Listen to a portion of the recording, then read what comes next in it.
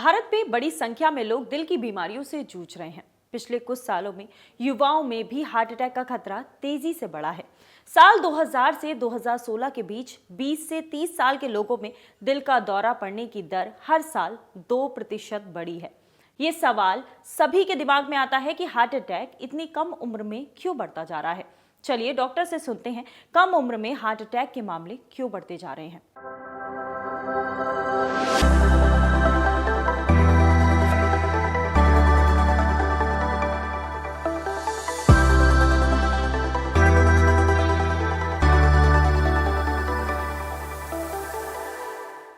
अगर हम देखेंगे रिसेंट कुछ डाटा जो देखेंगे उसमें देखा गया कि हार्ट अटैक्स स्पेशली इंडियंस में बहुत यंग एज पे होने लग गए हैं। आप न्यूज़ सुनते होंगे कोई फेमस एक्टर या फेमस पर्सनैलिटी जो बहुत यंग एज पे हार्ट अटैक हुआ और सडनली डेथ हो गई। तो ये सारा कुछ जो देखा जा रहा है वो ज़्यादातर इंडियन पॉपुलेशन में बहुत देखा जा रहा है। अब उसके कई कारण हो सकते हैं।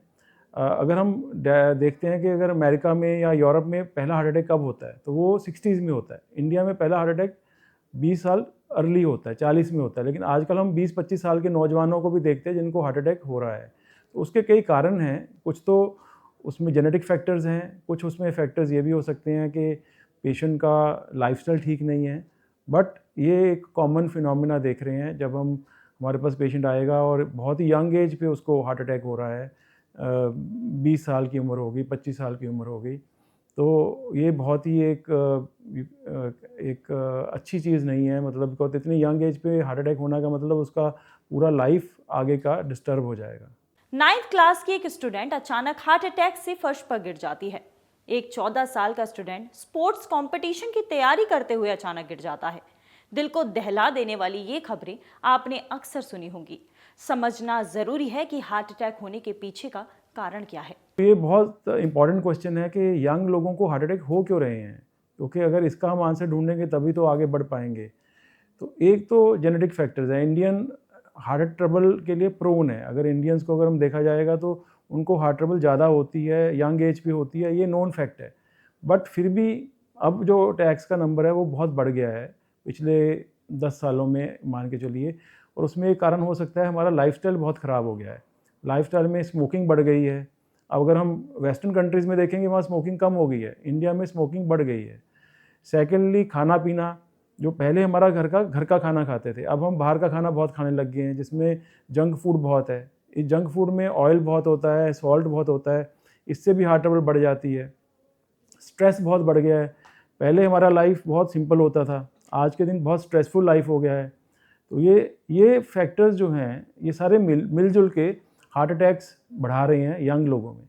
किस उम्र में हार्ट अटैक का रिस्क सबसे ज्यादा होता है, ये भी समझते हैं। हार्ट अटैक का रिस्क जो होता है वो उम्र के साथ बढ़ता है। तो अगर हम किसी के भी जीवन में देखेंगे तो उसका हाईएस्ट रिस्क हार्ट अटैक का होगा जब उसकी एज 60+ होगी। बट इंडिया में अब ये हो गया है कि कुछ सब्सटेंशियल चंक ऑफ पेशेंट्स को हार्ट अटैक 60 से पहले होने लग गया है। और यही वरिंग फैक्टर जो है उसको हमें देखना है, उसको हमें एनालाइज करना है कि वो ना हो पाए। बट ये तो कॉमन फैक्ट है कि उम्र बढ़ेगी तो हार्ट ट्रबल होने का चांस बढ़ेगा। लेकिन इंडिया में ये 20 साल से स्टार्ट होने लग गया, जबकि ये इसको 40 या 50 साल के बाद होना चाहिए था कि पहला हार्ट अटैक होने का चांस जो है आपका 40 साल तक तो नहीं है चांस होने का। लेकिन इंडिया में वो 20-25 साल पे ही पहला हार्ट अटैक होने लग गया, विच इज़ वेरी वरिंग।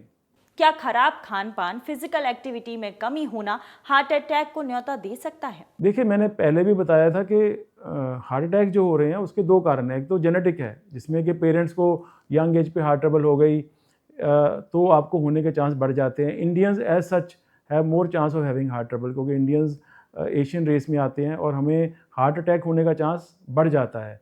लेकिन हमारा लाइफस्टाइल एक मेजर कंट्रीब्यूटर है और उसमें lack of exercise, bad food, bad habits like smoking और even excessive alcohol. Moderate alcohol को हम बुरा नहीं मानते, बट एक्सेसिव अल्कोहल अच्छा नहीं है। खाने में जो है सिंपल खाना जो होता है वो हम भूल रहे हैं। और हम इंडिया में क्या हो रहा है कि हम इंडियन जंक फूड भी खा रहे हैं, हम चाइनीज़ जंक फूड भी खा रहे हैं और हम अमेरिकन जंक फूड भी खा रहे हैं। तो हम समोसा भी खाते हैं जो इंडियन जंक फूड है, हम पिज़्ज़ा भी खाते हैं जो इटालियन जंक फूड है, हम उसके साथ फ्राइड चिकन भी खा रहे हैं जो अमेरिकन जंक फूड है, और साथ में हम चाउमीन और ये भी सब चाइनीज़ फूड, जंक फूड भी खा रहे हैं, तो हम सब चीज़ों का जंक फूड खा रहे हैं। तो ये यंग जनरेशन जो ये सारा खान पान खराब किया हुआ है, उससे उसको हार्ट अटैक्स होने का चांस बढ़ रहा है। आप समझते हैं कि इससे बचा कैसे जा सकता है? I think we should go back to the roots. जो हमारे दादा परदादा करते थे वही करना है। वो पैदल बहुत चलते थे, अगर वो एक्सरसाइज नहीं भी करते थे तो उनका दिन में 10-15 किलोमीटर पैदल चलना हो जाता था। खान पान बहुत सिंपल था। जंक फूड त्योहारों के टाइम खाया जाता था, जब कभी होली दिवाली, रोज़ नहीं खाया जाता था। जो स्विगी ज़ोमैटो और ये सब ऐप्स हैं जो घर में खाना डिलीवर करती हैं, इन्होंने और काम ख़राब कर दिया है। तो हमें अपने लाइफस्टाइल को सिंपल करना है। रोज़ का 1 घंटा एक्सरसाइज, खाने में सिंपल घर का खाना, बाहर का खाना कभी भी महीने में 1 आध बार ले सकते हैं। नो स्मोकिंग, अल्कोहल लेना है तो not more than 120 ml per week. ये सब चीज़ों का ध्यान रखना है। और अगर हमारे घर में किसी को हार्ट ट्रबल है तो हमें अपना बीपी, शुगर, कोलेस्ट्रॉल ये चेक नियमित रूप पे कराना चाहिए। तो अगर हम सब चीज़ों का ध्यान रखेंगे तो हम हार्ट अटैक का होने का चांस 90% कम कर सकते हैं। क्या मानसिक स्वास्थ्य और दिल की समस्याओं के बीच कोई संबंध है? चलिए जानते हैं। देखिए, स्ट्रेस एक इम्पॉर्टेंट फैक्टर है और मैंने पहले भी बताया कि स्ट्रेस बढ़ने से हार्ट अटैक बढ़ गए हैं। और सबसे बड़ी बात है कि स्ट्रेस को हम किसी मशीन या किसी टेस्ट से कैलकुलेट नहीं कर सकते। तो ये एक इम्पॉर्टेंट फैक्टर है और उसका एक रीज़न क्या होगा कि हम सब कुछ बहुत जल्दी चाहते हैं। तो जैसे पहले होता था कि जब हम रिटायरमेंट होंगे तो हमें शायद एक गाड़ी हो, हमारे पास एक घर हो। आज के दिन हम वही चीज़ चाहते हैं, beginning of our job career. तो अगर हम अपने लाइफ में स्ट्रेस बढ़ाएंगे तो वो स्ट्रेस कहीं ना कहीं तो निकल के आएगा। तो आई से it is like burning the candles at both the ends. तो अगर हम ज़्यादा कुछ स्ट्रेस डालेंगे माइंड पे तो कहीं ना कहीं निकल के आएगा और वो आगे जाके हार्ट ट्रबल में भी प्रेजेंट कर सकता है। क्या पुरुषों में हार्ट अटैक का खतरा महिलाओं से ज़्यादा होता है? तो ये कॉमन फैक्ट है कि फीमेल्स को हार्ट ट्रबल लेट होती है, उनको 15 से 20 साल लेट होती है और मीनोपॉज तक लेडीज़ को हार्ट ट्रबल होने के चांस कम रहते हैं। बट आफ्टर मीनोपॉज मेल और फीमेल को रिस्क बराबर रहता है। But in this modern living we are seeing के यंग लोगों को भी, यंग फीमेल्स को भी हार्ट ट्रबल हो रही है। वही जो कारण है कि लाइफस्टाइल इज़ बैड, तो we should try to change that. आप समझते हैं कि पता कैसे करें कि पेन हार्ट का है या फिर गैस का? ये बड़ा इंपॉर्टेंट क्वेश्चन है और ये रोज़ होता है कि पेशेंट आता है हमारे पास, उसने सोचा कि गैस का पेन था और घर बैठा रहा, उसकी हालत बहुत बिगड़ गई। जब हमारे पास लेकर आए, ईसीजी कराया तो पता चला कि उसको तो 2 दिन से हार्ट अटैक हो चुका था। तो 1-2 चीज़ें हमें याद रखनी है। अगर हमें कोई ऐसी एसिडिटी का पेन हुआ है जो हमें कभी लाइफ में नहीं हुआ, तो उसको हमें हार्ट मानना है और हमें एक ईसीजी कराना बहुत ज़रूरी है। सेकेंडली, अगर हमें सेंटर ऑफ द चेस्ट में हैवीनेस लगती है, जैसे कोई उसके ऊपर प्रेशर पड़ रहा है और ये हैवीनेस हाथों में जाती है, साथ में हमें पसीना भी आता है, तो ये हार्ट अटैक का निशान है। क्या होता है कि एसिडिटी में बर्निंग पेन आएगी, बट इसमें ऐसे आएगा जैसे कोई प्रेशर पड़ा हुआ है हार्ट के ऊपर। तो अगर हमें सेंटर ऑफ द चेस्ट में प्रेशर, लोगों का मानना है कि हार्ट पेन लेफ्ट साइड पे होती है, but heart pen classically centre of the chest में होती है। तो अगर हमें सेंटर ऑफ चेस्ट में कोई हैवीनेस आ रही है, वो हाथ में जा रही है, उसके साथ पसीना भी आ रहा है, जिसे हम ठंडे पसीने कहते हैं, तो वो एक सस्पिशियस साइन है। अगर हमें कोई एसिडिटी है, लेट्स से हर मेल आदमी को इस समय एसिडिटी की प्रॉब्लम रहेगी, बट अगर हमें कभी एसिडिटी ऐसी हुई जो हमें लाइफ में कभी हुई नहीं है, तो then it is not acidity, it is heart pain. Because acidity की पेन तो वैसी होगी जो पहले हुई थी हमें। तो अगर मैं अपने पेशेंट को कहता हूँ कि अगर आपको कोई कभी भी ऑड फीचर लगे, आपको कोई डाउट लगे कि मेरे को हार्ट हो सकता है, आपको डाउट भी हो कि एसिडिटी है, तो भी एक ईसीजी कराने में कोई नुकसान नहीं है, क्योंकि ईसीजी विल टेल अस कि ये हार्ट अटैक है कि नहीं है, क्योंकि ईसीजी 90% केसेस में हार्ट अटैक को डायग्नोस कर सकता है। तो एक सिंपल टेस्ट से अगर हमें सारा कुछ पता चल जाएगा तो बहुत अच्छा है। तो जब भी डाउट हो, गेट एन ईसीजी डन। आपको ध्यान रखना चाहिए कि इस तरह के किसी भी पेन को आपको इग्नोर नहीं करना है, तुरंत आपको डॉक्टर से संपर्क करना है। तो हमें याद रखना है कि इंडिया में हार्ट अटैक्स बढ़ रहे हैं। इनफैक्ट इस समय हमारे यहाँ पे जो नंबर ऑफ़ एंजियोप्लास्टीज़ या हमारे यहाँ बाईपास का नंबर है, वो अमेरिका, यूरोप से कहीं आगे जा चुका है और ये नंबर बढ़ता ही जा रहा है। इसमें ये भी देखा गया है कि यंग एज में हार्ट ट्रबल ज़्यादा हो रही है, और यंग एज पे हार्ट ट्रबल होने का मतलब पूरी फैमिली और उस पेशेंट का लाइफ पूरी अगले 20-30 साल के लिए ख़राब हो गई। तो इस चीज़ को हमें ठीक रखना है, तो उसको रोकने के लिए हमें अपना लाइफस्टाइल चेंज करना होगा। रोज़ का 45 मिनट का वॉक या एक्सरसाइज, ये हमें रूटीन बनाना होगा।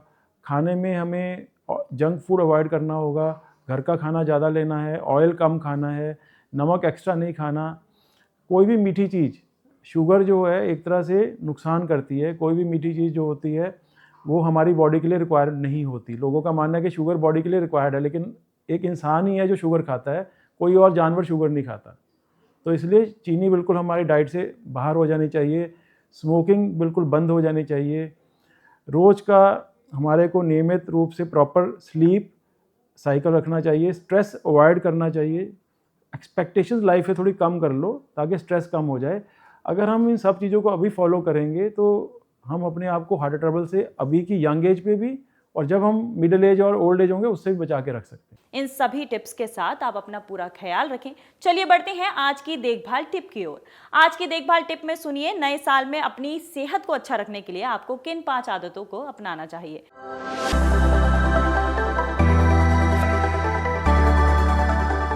सबसे पहले आपको ध्यान रखना है कि आप अच्छा भोजन खाएं, संतुलित आहार लें, बाहर के जंक फूड को, ऑयली फूड को, स्पाइसी फूड को थोड़ा खाना कम करें, घर का बना हुआ खाना ही खाएं। साथ ही आपको ध्यान रखना है कि सोने का समय आपको तय करना है और 8 घंटे की अच्छी नींद लेनी है। सोने से पहले गैजेट्स का इस्तेमाल करना थोड़ा कम करें। ध्यान रखें कि आप एक्सरसाइज करें, रोजाना कम से कम आधा घंटा एक्सरसाइज करना काफ़ी ज़्यादा अच्छा होता है। डॉक्टर भी इसके लिए आपको काफ़ी ज़्यादा सुझाव देते हैं। वहीं बढ़ते हैं अगली बात की ओर। आपको तनाव को कम करना है, मेडिटेशन का आप सहारा ले सकते हैं, योगा कर सकते हैं, ब्रीदिंग एक्सरसाइज कर सकते हैं। तनाव से बचने के लिए आप छुट्टी ले सकते हैं और खुद को थोड़ा समय दे सकते हैं। वहीं साल में कम से कम 2 बार अपना हेल्थ चेकअप जरूर कराएं। इसमें ब्लड टेस्ट हो सकता है, शुगर लेवल का टेस्ट हो सकता है, ब्लड प्रेशर का अपना टेस्ट जरूर कराएं, कोलेस्ट्रॉल का भी आप जांच करवा सकते हैं। इस तरह की जांच जरूर करवाएं। अब बढ़ते हैं फायदे की बात की ओर। फायदे की बात में सुनिए कि किशमिश को भिगोकर खाने से क्या फायदे होते हैं।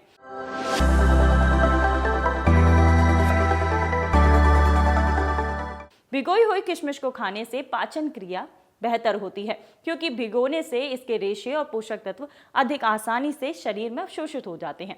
भिगोई हुई किशमिश में फाइबर भी अच्छा होता है, जो कोलेस्ट्रॉल को कम करने में मदद करता है। किशमिश में कैल्शियम और बोरॉन जैसे मिनरल्स होते हैं, जो हड्डियों को मजबूत बनाने में सहायक होते हैं।